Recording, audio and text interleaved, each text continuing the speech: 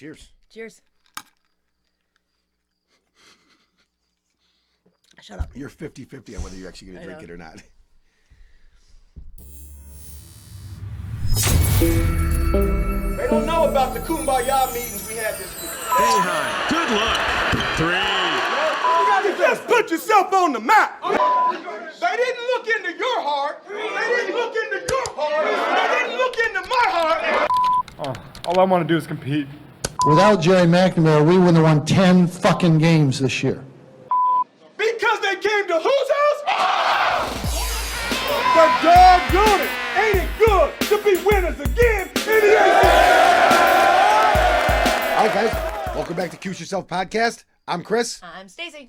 What are we drinking today, babe? Today, for our recovery Sunday, we are actually not drinking craft beer. We weren't quite sure we were going to be able to handle that. So we're just drinking Moscow Mules. Yes, Moscow Mules. Yummy. Always a good drink. Always a good drink. Mm-hmm. All right, guys, bear with us today. We have our notepad. I am not in the state of mind to rattle it all off today. So first we have some shout-outs to run down. We do. Yeah. So first and foremost to Divergent Solutions, who was one of the sponsors for the Water Gun event.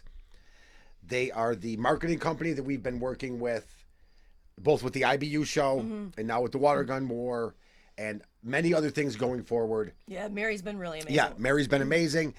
Her son was awesome. He came over and dropped off some stuff. Yep. Yeah. Check out Divergent Solutions.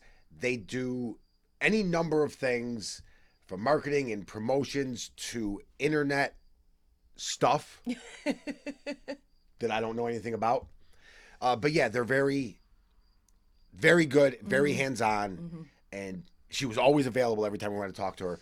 She's done a great job. She did really well in this event. Who else, babe? We of course want to shout out the Waterboy. The Waterboy. Because we love him and he always brings fun and adventure wherever he goes. He's the man. And more importantly, the Water Girl. But then also Surlycuse. We kind of talked with him a little bit at TBT. Him and Tony the Waterboy are pretty good friends. So he came down as well. Gave us some stickers, things of that nature. Him and his cousin James. Cousin James. Yeah, came down and took some pictures and played with us in our Big Kid Water War. Oh, that was such a good time. It was a lot of fun. But yeah, they were great. And actually, I kind of briefly touched on this in the Facebook page, but Youth Sports Stock. So if you go on Facebook, it's Youth and then Sports Stock is one word. They also have a website and other things as well. The link will be in the description. Yeah. But they are the ones that I wrote about that donated guns. They were awesome. They donated water guns. I feel weird not saying water before that, but whatever. Yeah, so they donated 47 water guns, which is super amazing because you know why 47 is such a great number. Well, Matt Keller was 47. Matt Keller was 47. So yeah, they not on purpose, but coincidentally, they donated 47 water guns. And I spoke with him briefly yesterday just to thank him. And we're also looking forward to us and Sam from Youth Sports Sock kind of to pair up and do some stuff in the future. He runs a nonprofit, and basically what he does is he looks for different groups and kids and things of that nature who want to do sports, who maybe can't afford it or the school can't afford new equipment, and donates. And he gets equipment for them. Worldwide too. He donated basketballs to Puerto Rico and yeah, absolutely. And what he's doing is awesome in the community, and it's right up our alley in things that we want to get involved in. Yeah, I told him his heart and my heart are one and the same. Yep. And so keep an eye out going forward to more events with us and Youth Sports Stock and Sam over there. He's got a great thing going. Go check it out. The link to the website, like I said, will be in the description of the video. They're awesome. Yeah. And we hooked up with him through Mary at Divergent Solutions because he also works with Mary as his marketing, whatever she does for him. And then surprise to us as well, I guess we probably spoke with them previous to Saturday, but in all honesty, like we were talking to a lot of people, so I don't remember specifically the conversation, but they were great. I believe it's a husband and wife team from Game Day Bands. Oh, Matt. Yep. I got Matt's number. So yeah, they came down and they participated with us in the water war, and we spoke with them for a little bit. They gave us a bunch of their bands. Yep. So we're working with them in On to the maybe next get, production run. maybe get another production Yeah, run. we're working on the next production run through them. They're a local company, and I mean, we are Syracuse through and through. So with an opportunity to get with a local company, Absolutely. and get our next bands made, yeah, he gave us a bunch. I got one on. Stacey's got a couple on because she has smaller arms than me. And like we gave a bunch out to the people that were there, and they're really, really nice. They're super cool looking. I've got a Whose House, Our House. And Cuse 2019. Yep, and then Dome Sweet Dome. Dome Sweet Dome, yeah. So yeah, Matt at Game Day bands or Game Day wristbands. The Twitter I think is Game Day Bands, and then Okay. the Facebook is Game Day Wristbands. Okay. Yep. So we're gonna be working with them going forward on our new set of wristbands. So shout out to Matt and his wife. They came over. They were fantastic. I think that runs down our shout outs. I think so. As far as like the promotional part of it. Oh, I'm going to do one more just for fun. Okay. Quick shout out to Matt in the Hat and 327. Yes. 327 for life. Love it. That's where everybody needs to be. Yeah. It's the best section. Yeah, we've been up there for about 10 years. We were over in like 318 before that. My dad and I had season tickets over there, and we moved up to 327. And we just, every year we meet more and more people. Yep. Up in that. That's a great group up there. It's a great section. You can just, it's fun. It's fun. a lot of fun. It's a fun section. So yeah, shout out to Matt in the Hat, 327. So we had the water gun war. We did. A lot of pictures up now, and more keep coming because a lot of people took pictures, and man, the day was hectic. So we didn't really get to gather them all. I probably could have in that 35 minutes. I went to the car and took a nap. Yeah. I probably could have got some pictures gathered, but the nap was important. That water gun war took it out of me. Yeah. Man, that was a blast. It truly was so much fun. And like I brought extra clothes, but when I packed extra clothes, I don't even know. I mean, I had a game specific outfit for the dome, and then I had a tailgating specific outfit, but I brought extra stuff anyways. Like, I'm not really gonna get that wet. There's water guns, head to toe drenched. Head to toe drenched. One of our friends had a pool towel wrapped around him after the water war, and I said, you're at a good tailgate when you leave in a pool towel. A pool towel. Yeah, like, so Clemson didn't show up. That's okay. I mean, sure, it's okay. No, it's all right. Clemson didn't show up. They were, I guess, I'll just chalk up to them being skeptical.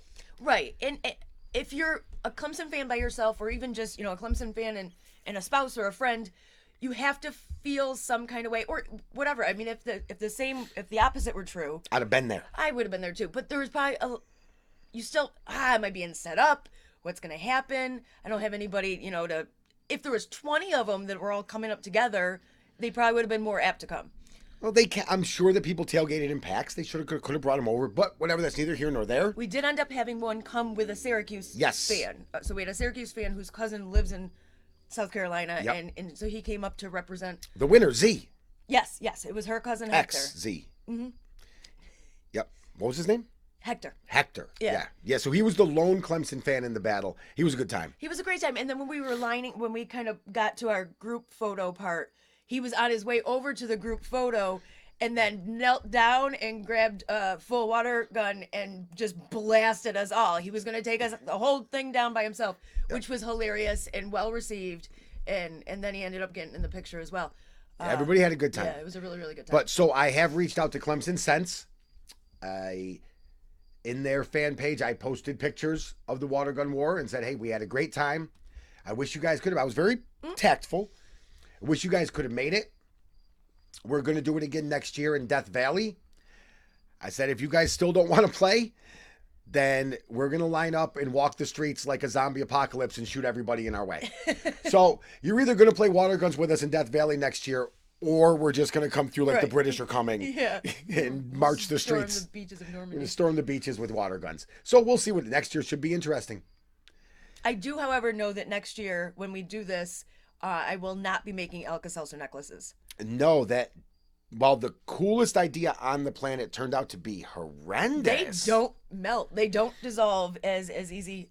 So it turned out to be the original plan was the last one with a tab is the winner, and we turned it around after about 40 minutes of the first one to dissolve Right? becomes the winner. It was, yeah. and we were shooting dead on them.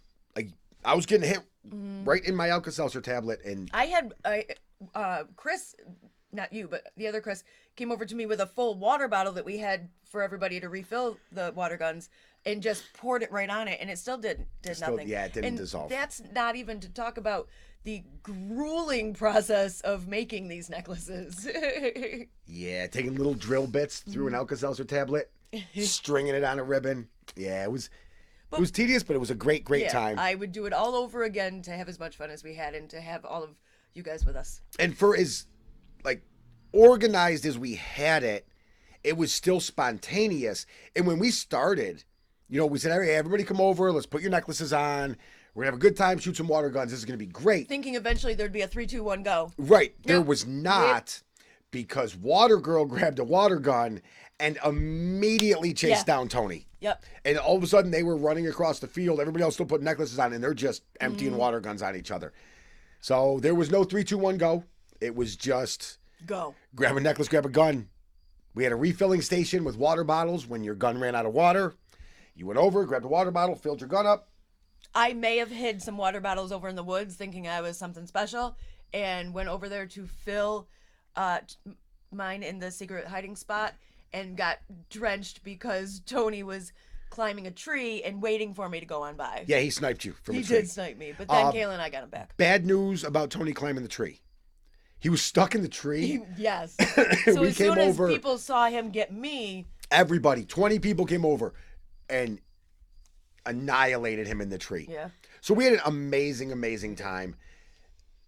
From everybody that came, from Surlycuse to, our friends that tailgate there. Right, To and people, my family that tailgates with us every week. I mean, Yup, obviously they and were the camper there. dudes. Yeah, the camper dudes. That Like everybody were had a there. great time that was there. But we had a lot of out of town guests this week. We did. So at Liberty, when we tailgated down in Liberty, we pulled up, like I said before, we pulled up on this tailgate. We're wearing orange. You guys have orange. Can we hang out with you? Yes. And met two families who I thought knew each other, and turns out that they didn't either. So all three of us did not know each other, and became fast friends. Well, Elena and Chris, one of the group, they ended up coming up and staying here for the weekend, and they brought a camper up, so they slept in the driveway. But I had also made a room for them. Yep. And trying to be hospitable, I put Andy's candies for mints down on the bed. Because And that's just who you it are. turns out Elena's deathly allergic to chocolate. So my nice gesture turned into accidental homicide. Yeah. Or would have. So regardless. So yeah, we had them. They came in from Virginia. Yep. Then we had MJ and Clay and Hannah. MGen. MJ. They came in from Maryland. Yep. And then Sean Riley's family joined us as well, and they came in from California. Good number of them, yeah. Mm-hmm. Good number of them. And then Tony's buddy, Oh yeah, then Jonathan. Jonathan, that Yep. came in from Myrtle Beach. Yeah. So Virginia, Maryland, Myrtle Beach, California. People came from all over. Right. And again, if I could just say what an Go ahead. what an amazing tailgate experience that comes with Clay and Jen. They came from Maryland to our tailgate and still put up an amazing, like, again, with the baskets and the liners and oh heavens, But yeah, we had flags flying, we Mm-hmm. had tents and tables, and good stuff. we had it was a great tailgate. It was a great tailgate. So all in all, that was a success. And then, as much fun Beginning as to that end. is, we still have a football game to go And then to. we still have a football game to go to. Mm-hmm. So let's talk about it. Let's talk about it. So here we go. Let's give you some Hugs and X's kisses. let's give you some hugs and kisses.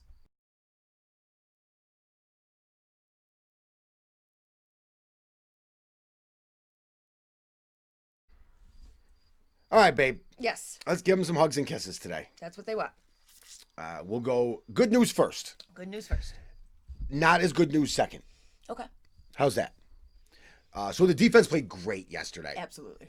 The defense was flying around, quicker to the ball. Like they played with an intensity we didn't see the week before. I know there was some things at Maryland that were a little different as far as the team goes. Yeah, but this week, I mean, they played more downhill. Yep. So they were, more ready to attack. They, we talked about a lot of their gap responsibilities from the Maryland game. Those seem to be corrected and then some. Everybody took care of the position they were supposed to take care of. Yep. Nobody had to fill in because somebody wasn't in the right spot. No, yeah, gap responsibilities were way, way better.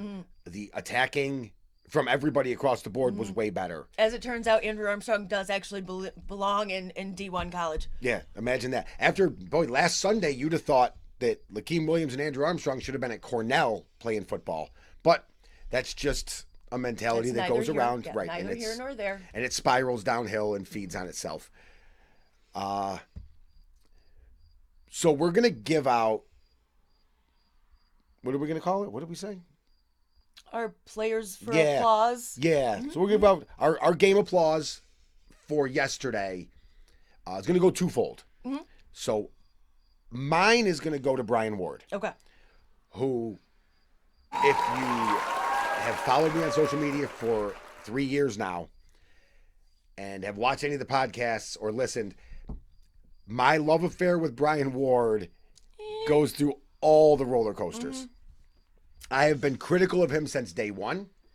I then praise him when he does well. I then become critical again when he does not. And I knew that this week fell on him tremendously. And he came through with a much better game plan, with a much better schematic, in my opinion. He ran a lot more 4-3. You saw Mikal Jones a lot more than normal. He rotated that other position between Trill and Cordy. So, he did things differently. So, kudos to Brian Ward for going back, spending time. He must have watched the podcast. He must have. Right. Yeah. So, B, if you're curious, B-dubs, hit me up next week. I'll tell you what's next. The only downside I saw from the defense, and it's a downside that leads to an upside, Chris Frederick was getting beat out there by T. Higgins. Now, T. Higgins is an elite talent, an NFL receiver. Absolutely. Chris Fredericks, they were picking on him, and he was getting beat. But, man, that kid never gave up. Never gave up to the point where he picked a ball. Got the interception. Reached his arm in, knocked it up in the air, focused, got it, and returned it. So, if you were in your head because you were getting beat, he could have thrown that game away. Or you just wouldn't have the focus and control to tap the ball and to pick it. Right. Yeah, he stayed in the game, and it was early. He got beat early.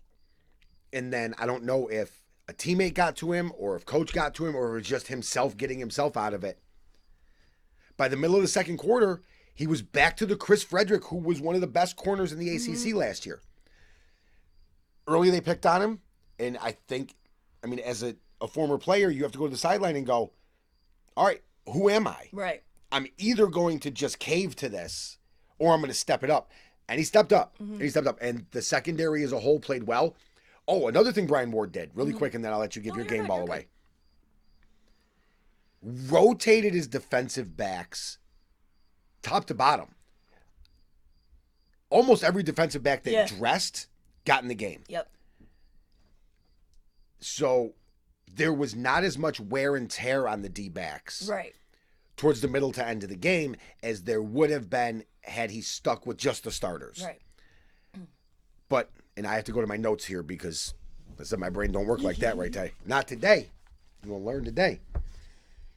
So everybody played. Frederick. Melifonwu had a decent game. He wasn't as dominant as he can be, which means there's up for him because he had a decent game. And it means that there are more players in the game that were helping him. He didn't have to be at all. Right, he didn't have to be at all. But Trill played, Cisco played, Cordy played, Foster played, Cooley played, Streitzinger played. Everybody across the board, if on the roster it said defensive back next to your name, you got time. And they all got tackles. And with that, and I just want to add one thing to your game ball, and then I will give mine. With that, with our defense truly looking very good yesterday, and I truly believe that they did. They looked 100% improved from Maryland, and looked decent, looked very good. Do you know the only player who didn't have a tackle on our defense? No. Elton Robinson. And that's 2 weeks in a. He had one tackle last week. He had one tackle last, and that's not. I mean, I want to see him get the tackles. I know his capability. I know what he is able to do out there. But for our defense to be playing this well and playing together as they are, I mean, Kendall had 5 tackles. Yep. Like, so they're playing as well as they are. We still have this dude that can turn it up any game. Yep. Any game. And he hasn't hit his stride yet. Right. He just has. I don't think there's anything wrong there. I don't think that he's playing poorly to not have any tackles. I think that his run defense has improved since last year, but still has a little ways to go. But I don't think he's playing poorly. So for him to not have any tackles, I know he only had one against Maryland. I feel like it would stand out. Leaves us room for improvement. I like it. It would stand out more to us. And like I said, when I asked you, who didn't, and you didn't know right away, it's because, okay, yes, he didn't get any, but he also wasn't missing a tackle or blowing a tackle or anything like that, because that's something we would have heard of or right. I actually thought he played a researched. pretty decent game yesterday. So it's not that he's playing poorly. He just when he has gets moved back into his groove, and right now he's just not there. Yeah. We're 3 games in, which I know is, it's a good portion of the season. We're 25% of the way there. But he's a quality player who's got NFL potential. So when he gets into his groove, and I think a part of that will help when Bear comes back. Yeah. Only because Bear's experience will take the double team away. So I think that will also help. I think maybe he's getting double teamed a lot. I'm not sure. I actually don't know. I have to go back and look. I haven't rewatched the game. Okay. But I will I'll keep an eye on that, and I will report back. So my players for applause, or my game ball, is also defense related. Mine goes to the linebackers. There was a lot of talk, Say something. There was a lot of negative, and somewhat personal attacks on our linebackers last week after the Maryland game. And like we had said in the podcast last week, rewatch it instead of doing that knee-jerk reaction. Rewatch it and actually see what was going on. But regardless, they came out strong. They came out improved. They did not come out looking like, am I that guy from last week? No, they came out knowing who they are and knowing what they're capable of. Lakeem Williams and Andrew Armstrong alike had a great game. They did what they needed to do. We held Etienne, who this is his 92nd year in college. Right. We held him to under 100 yards. We held him to 76 yards. This is a Heisman Trophy candidate. Yeah. On the best offense, best team in the country. Right. Held him to 76 yards. 76 yards. And then, yes, of course, in the fourth quarter at the end there, Clemson had the 57-yard touchdown. But again, we were holding back because at that point, there was 3 minutes left in the game. No, not even. He scored with 38 seconds left. So at that point, there's nothing that we can do that is going to change the outcome. Right. That play doesn't count. So God forbid we go hard and someone gets hurt or injured and then I shouldn't have done that. And so we just kind of held back. So that 57-yard touchdown, as much as it looked bad, but that play means nothing to me. It truly doesn't. Yeah. So beside that, they had 167 yards rushing, which means it was like 5.4 yards. Which is a good chunk. Yeah, 5 yards a carry is a good chunk. But it could be so much worse against a team like Clemson. And I like your game applause today because this is another character-defining moment for these kids. After Maryland, and if you don't think that these kids and their families get on social media, you're sorely mistaken. I guarantee you that Lakeem Williams and Andrew Armstrong read everything that was posted. Right. And if you want them to get better by next week, if you're posting Saturday about the negatives and the attacks and the whatevers, and they're reading it Sunday, by Sunday they're supposed to already be, yesterday's over, we're going to next week. Right. But now they can't because now they're reliving, and they feel like they're disappointing, and they don't want to. So this is a moment in time as a young adult that builds character. Yeah. Or crushes character, one or the other. So they had 2 options is how to respond. One was to be the linebackers that they A, were at Liberty, and B, that we know they can be.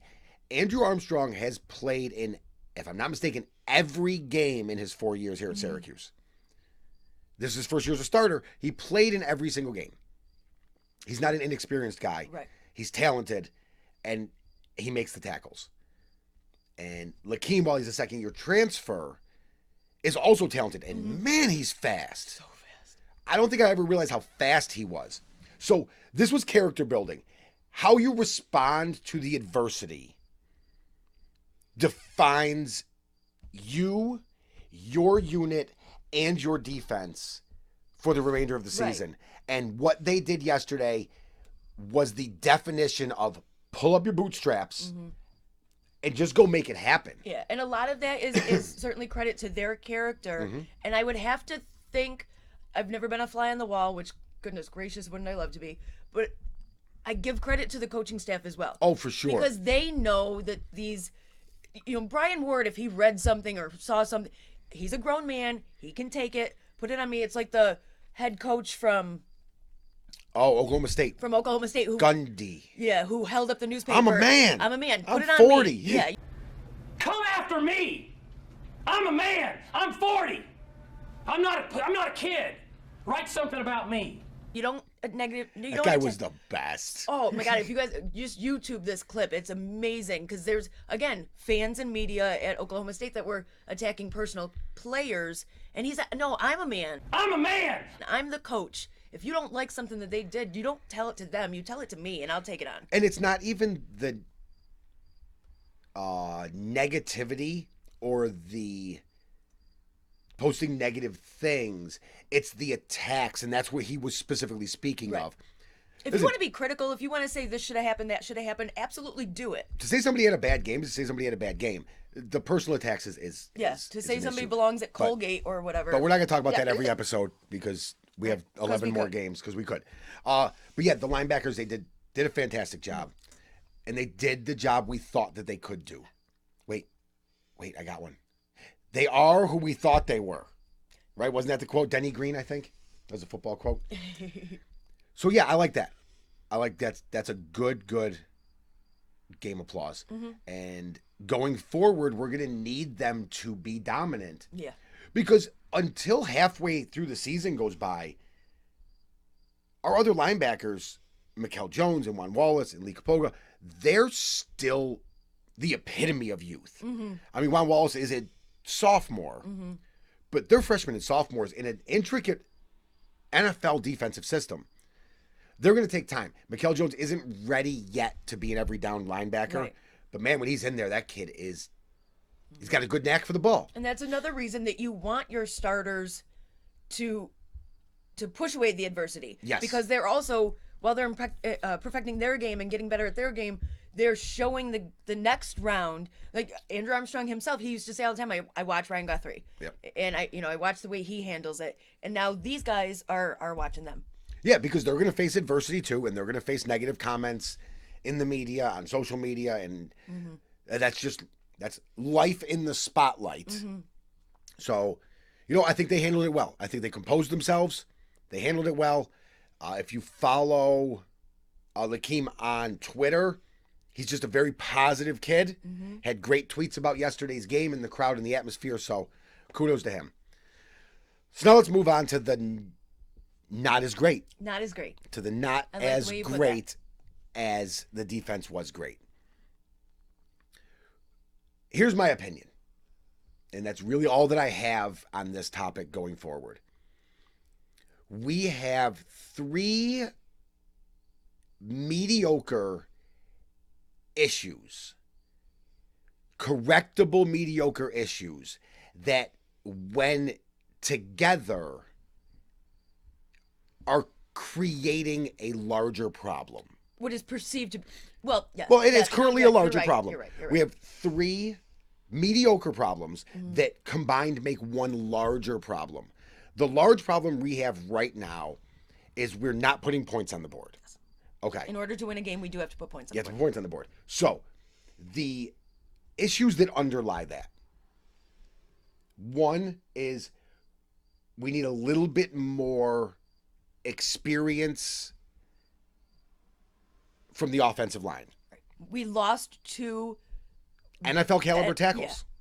Yeah. Yep. 2 who unfortunately both got injured or not playing, but both were signed by NFL teams. So 2 NFL caliber tackles. Bring in Ryan Alexander, grad transfer, who this is now his first year in the system. But he's Gonna take a experienced minute. at the position. He's experienced at the position. And Carlos Vettorello, who's a redshirt freshman, didn't play a game last year, Not one game. is now has 3 games under his belt as a redshirt freshman, and is playing left tackle. Which isn't his natural born position. No, and in his 3rd game in his collegiate career, had to go against Clemson. Right. And we're hoping for the best for Sam Heckel to return, to do a little bit more switcheroo on the offensive line. But not only does he have to worry about the actual injury that he received at Liberty, Right. but he Has other medical issues too. Right. So like the medical staff and everybody, they have to make sure that he's 110% better. Yes. Before, and which I totally appreciate and I totally love that. The possibility of putting up more points on the board is not more important at the end of the day than this man's health. Right. So our offensive line has some sorting out to do. Some of that will come with experience with the youth. I'm actually not sure what year Dakota Davis is. Offhand, junior? I was going to say junior, but I might just be saying one of 4 words. I know he's Okay. not a freshman. I That know much he's I not a totally freshman. don't. Right, I know he's not a freshman. But this also is his first year as a starter. So there needs to be some cohesion. They're not as untalented as some people would want to believe. Right. They're truly, truly not. And I think that they will be okay. They just need some time. We have a small correctable issue at the quarterback spot. And when you put the 2 of them together. Right. Tommy is uber talented. Everybody knows it. It's not up for debate. Right. His ability and arm talent are unquestionable. Yeah, he does not have to work on the skill of the game. Right. His skill level is elite. In his 3rd start at the third start, he did play in 3 games last year and had significant time, which I'm sure helped him in his development. Although one of the games I don't want to hold for or against anybody because the game snowballed so quick, which was Notre Dame. Right. So that one does. Yeah, that one's not even going to count. But so he's just now getting experience with his team and his ability to lead. A few things from him that I noticed that are correctable changes. One specifically I didn't notice originally, was brought to my attention from somebody else, is he doesn't keep the ball enough in the RPO. So when we hit the run pass option, it's always a run. And it's always given up the middle. And the defensive ends and tackles are crashing the center. The coaches need to do a better job of getting him comfortable, pulling it out and running. Trevor Lawrence did it to us, I think, 4 times yesterday. Right. And each time it was wide open because our DNs were crashing. And he just, I feel like, and again, I'm not a coach, but I feel like if it was me, you would have to wrap your mind around it's okay to get back to the line of scrimmage if you can't get positive yards, way more so than it's okay taking a loss of yards because you're trying to find an open man. So yeah, I would like to see him hold the ball in the RPO a little bit more on a designed run, even though I know he's not huge. Slide. Like I'm not asking you to go take hits. Please don't. No, gosh, no. Tommy, no, please don't slide. Love you. And the other thing I would like to see him do is get the ball out a little quicker. And that's not because of him. It's because, so on average, you want your offensive line to give you 3 seconds. In 3 seconds, you should be able to catch the ball, evaluate the field, find a receiver, hit an open man. Right now, he's getting about 2 to 2.5. So that means his decision-making has to be quicker. So his internal clock needs to go a little quicker. As a quarterback, you get it. You just have, it's a clock. It ticks down. There comes a time where all of a sudden you know the ball has to come out. His clock needs to tick a little faster until the offensive line comes together. But with all that being said, my biggest issue, I love you to death, Dino Babers. You could come to my house anytime. I will make you a sandwich. I would even make him a sandwich, and I won't make you. You don't make me a sandwich. But our offensive play calling is not designed for the current talent level that we have. Where's the secret book that we heard about so often? We just need to, in my opinion, and if Brian Ward can watch a video, Dino, you can watch a video too. He does not have time to watch videos. Dino watches.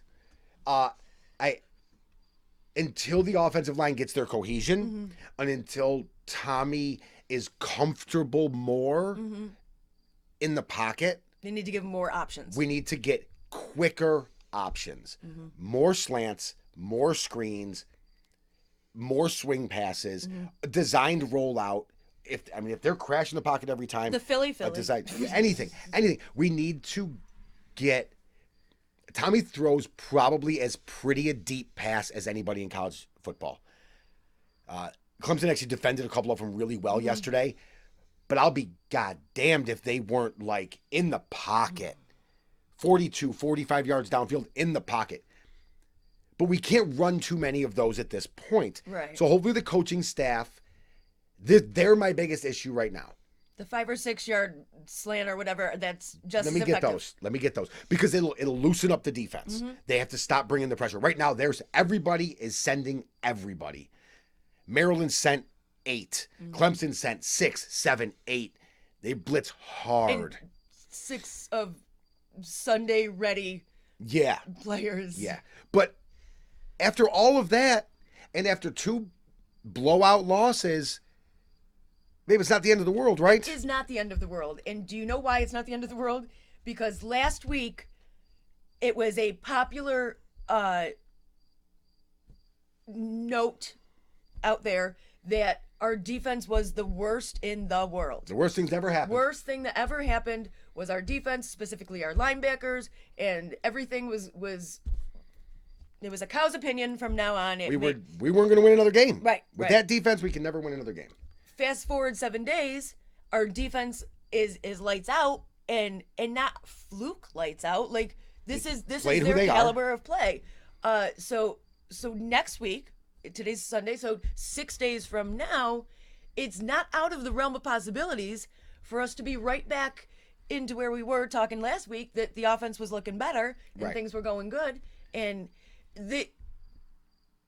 a lot of times, everyone, myself included, when you're watching a game, you watch the play, and if the ball doesn't go where you expected it to go or where you want it to go, there must be one problem.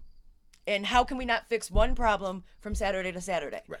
When the truth is there might be 7 problems. Correct. And so if we watch more carefully to this game, maybe 3 of those problems were fixed. Right. And so if 3 out of 7 were fixed, we have another 7 days before the next game. Who's to say another 3 won't be fixed? And a little progress is fine. In fact, probably better. Because if there's gigantic process, you're probably not learning. You're just memorizing and doing. If there's smaller progress or slower progress, it's because they're teaching and these guys are learning and moving forward. And I believe that a week from today, just like a week from today backwards, when we were talking about the defense, a week from today forwards, we will be sitting here saying game ball to the coaching staff Right. for the corrections they made offensively. And I guess one more brief thing to say, and then I Real brief. No, I'm just kidding. if as a fan base we have come together and we are good with the notion of this is Tommy's first year as a starter, let's give him some time, and we know he's skilled at what he does, and we know that the little things that need to be tweaked can be tweaked. They're coachable things. We also, my voice still isn't completely back from yesterday, they also have to give that same pass or that same Level of allowable time. level to the offensive line. Correct. Because they are just as, if not younger, as collegiate More player- inexperienced. Yeah, than Tommy is. So And this guy, I'm willing to take the time and patience it takes to get Tommy where he needs to go. Yeah. Because right now, he's what we have for 3 years, and with his talent level, if we just take him where he needs to go, we're going to be great. So if we're willing to give that, like you said, if we're willing to give that time to Tommy, We have to give it to the We have to offensive give that too, line- because at the end of the day, they are more important than anybody else on that field. they are. And so they also take a lot of fall, Yeah. but you have to allow that fall to come with a, well, but maybe, because that maybe right now is true. I don't want to use, the injury and the position change as much as an excuse or whatever, because every team deals with that and every team has their own way of handling it. But as far as inexperience and being new to college level athletics, if we're gonna do it for one, we have to do it for the other. Right. And these kids aren't they're good football players. Yes. They're very good at what they do, and they're here for a reason. And let's just give them a little bit of room to grow. So, guys, this season is far from over. There is 9 games left. Yeah. There's 9 games left. All 9 of these games are winnable, whether you want to believe me or not. I don't care. Yeah. All 9 of these games are winnable, including Florida State on the road, who sucks anyways. NC State on the road's not going to be easy. No. Western Michigan at home's not going to be easy. The NC State, because it's NC State, but then also because it's Thursday. So Right. we not only have a quick turnaround, we also have travel in there. Don't we have a bye week the week before Oh, NC is that- State? Oh, goodness. See, I'm already lining up excuses. Positive Patty. But all of the games are winnable. From what I've seen so far from this team, in 9 games left, I think we can legitimately win 7 or 8 of them. That Gives me an 8 or 9 win team. I'm good. Guys, 2 years ago, we couldn't win 5 games. 2 years ago, probably 4 or 5 years ago now, I told you that we would celebrate when we crossed the 50. Yeah. And it was fine. I still had season tickets. my butt was in the seat. I was still buying. Oh, yeah, make no dome mistake. foam. If they lose all 9 of those, next year, the day after the season, I will be a season ticket holder in 327, and I will be there until 4 zeros hit the clock. So make no mistake, I will be there. Yeah. But, okay, so we're super long today. All right, so Oh my gosh. Yeah, I know, right? That's crazy. Okay, but yeah, Western Michigan next week.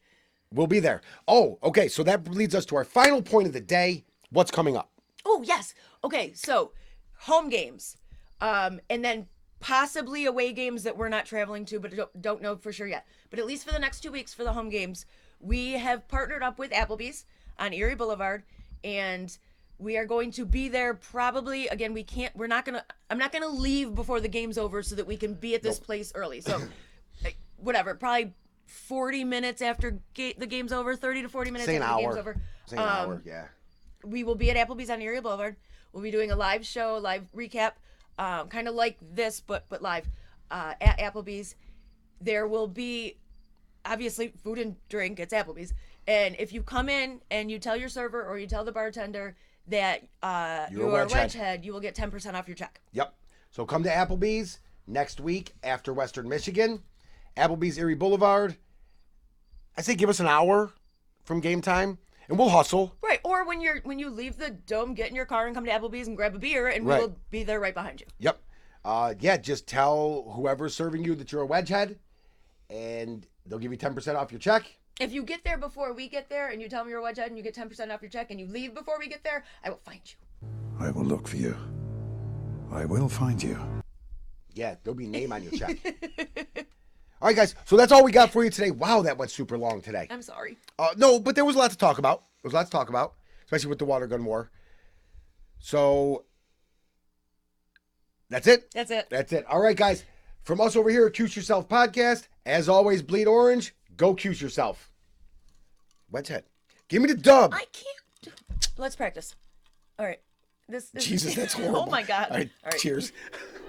Wedge head.